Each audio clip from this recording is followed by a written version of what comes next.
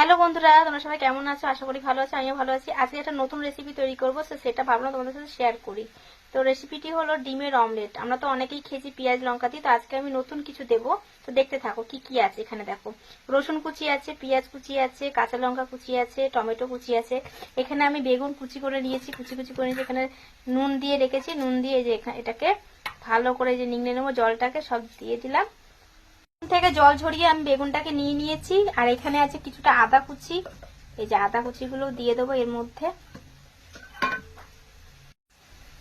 এখানে আছে নুন পরিমাণ মতো, এখানে আছে গোলমরিচের গুঁড়ো পরিমাণ মতো, ধনে গুঁড়ো মতো, লঙ্কার গুঁড়ো পরিমাণ মতো, জিরে গুঁড়ো। ফাটিয়ে দিলাম। একটা ডিমে হবে না, আর একটা ডিম দেবো। এই দেখো, তো সব কটাকে একসাথে মিক্স করব।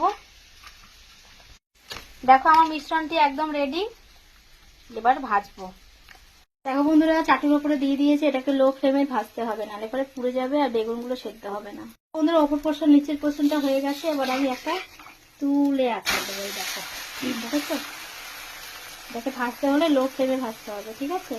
দেখো আমার ডিমের অমলেট রেডি।